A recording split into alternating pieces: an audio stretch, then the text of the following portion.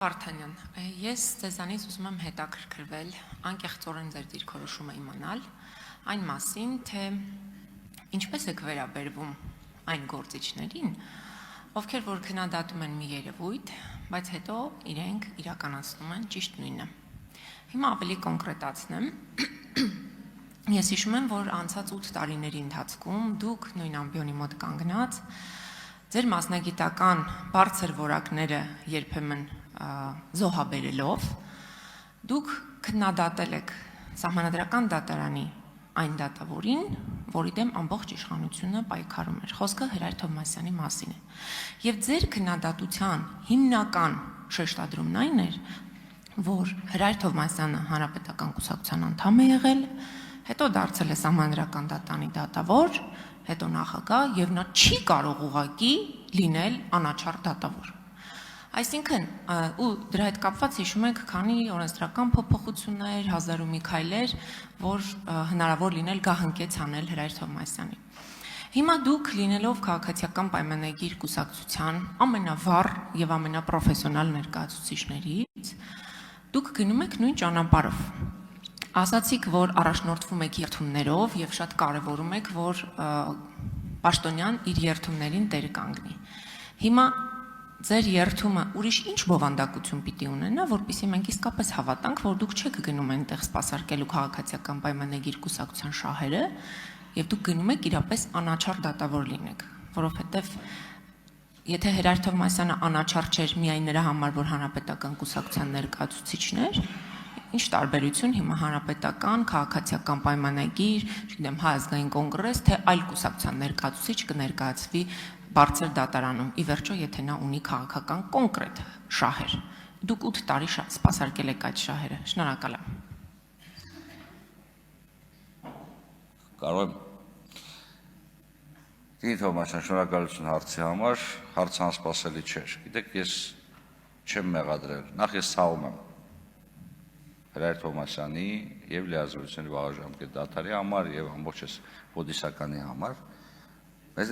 մեր նմանությունը միայն հետևյալում է, որ մենք երկուսս էլ գնում ենք պետաիրավական հարցերի մշտական հանձնաժողովի նախագահի կարգավիճակից Սահմանադրական դատարան։ Իսկ դա շատ ավելի անկեղծ, պարոն Թովմասյանը հրաժարական էր ներկայացել նաև հանձնաժողովի նախագահի պաշտոնից, երբ առաջադրվել էր Սահմանադրական դատարանի դատավորի պաշտոնում։ Բայց կա մի էական տարբերություն։ Նախ Տիկին Թովմասյան, ի գիտություն, Սահմանադրական դատարանի դատավորներից առնվազն 5-ը գնացել են Սահմանադրական դատարան անմիջապես խորհրդարանից եւ երբեք դա հարց չի առաջացրել։ Կին Բալայան, Արևիկ Պետրոսյան, Ռաֆայել Պապայան երջանկայի շատակ, մելիքը հիշեմ, այս թիվը մեծ է եղել։ Հրայր Թովմասյանի հետ կապված հիմնական խնդիրը ոչ նրա մեջ էր, որ վերջինս խորհրդարանից տեղափոխում է Սահմանադրական դատարան, որքան նրա մեջ է, որ լինելով Սահմանադրության նոր տեքստի ջատագով, խոսելով նրա մասին, որ Սահմանադրական նոր կարգավորումները ավելի ժողովրդավարական են, ըստ էության լինելով Սահմանադրության ԱՅՈ-ի շտաբի կարևորագույն դերակատարներից մեկը, այդուհանդերձ նոր Սահմանադրության իր իսկ կողմից կերտված Սահմանադրություն, ես ամեն հարգանքով եմ ասում, իր իսկ կողմից կերտված Սահմանադրություն թողնում է մի կողմ եւ ընտրում է այն Սահմանադրական կարգավորումների համաձայն, որոնք օրեր անց պետք է դադարեն գոյություն ունենալ։ Օրեր անց։ Սա իմ կարծիքով նույն իրավիճակի մասին չի վկայում։ Մենք տարբեր իրավիճակներում ենք։ Հավատացնում եմ ձեզ։ Եվ եթե մենք խոսում ենք նրա մասին, թե որն է հիմնական պրետենզիան, ապա պատկերացրեք, ես Սահմանադրություն եմ հեղինակել կամ տեքստ եմ հեղինակել եւ ասել եմ, որ այս կարգը պետք է գործի, բայց նորմ կա, որը սկսելու է գործել ոչ թե 2018 թվականից, այլ այն ժամանակ, երբ որ ես կդադարեմ լինել Սահմանադրական դատարանի նախագահ։ Եվ սա 2032 կամ 34 թիվն էր։ Իսկ նորմի գոյությունը հետաձգել այդքան ժամկետով։ Եվ երկրորդը, պատկերացրեք իրավիճակ, երբ դատարանի անդամները, դատարանի դատավորները գիտեն, որ ընդամենը օրեր հետո իրենք հնարավորություն պետք է ունենան իրենք իսկ ընտրեն իրենց նախագահին, բայց ազգային ժողովը, 6 գումարման ազգային ժողովը անտեսելով այս համանդրական դրույթը նշանակում է նախագահ։ Հավատացնում եմ ձեզ, որևիցե դեսանտ, որևիցե դատական համակարգում լավ բանով չի ավարտվում։ Արձագանք։ Շնորհակալություն։ Պարոն Վարդանյան, ինձ համար էլ բացարձակ նորություն չէր կամ անակնկալ չէր ձեր արձագանքը, որ դուք ցավ եք հայտնում, հաշվի առնելով, որ անցած 8 տարիների ընթացքում առիթ ունեցել եմ ձեզ ճանաչելու, բայց ամեն դեպքում ես երաշխիքների մասին ոչինչ չլսեցի, որ դուք ինչ պիտի անեք, որպեսզի իսկապես մենք հրապարակային նաև այսօր այդ երաշխիքները լսելուց հետո կարողանանք հետո ձեզ հիշեցնել ձեր խոսքերը, որ այս որոշման կայացման ժամանակ դուք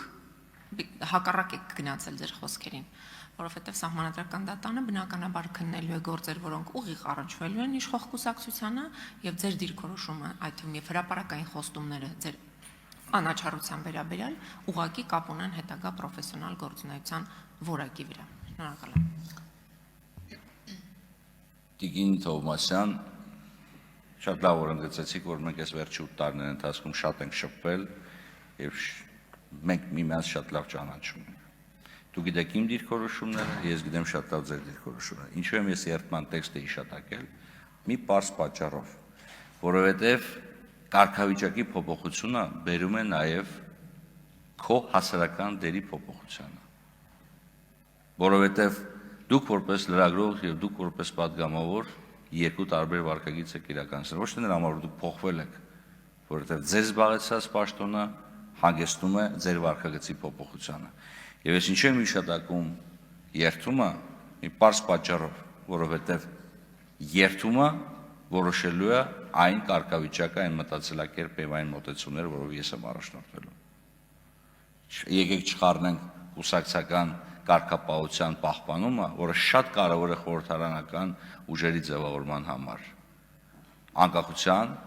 եւ անաչառության հետ։ Եվ չմոռանանք, որ սահմանադրական դատարանի դատավոր է ընտրում 12 տարի ժամկետով, այսինքն մոտավորապես 2 խորհրդարանական իտերացիաների համար։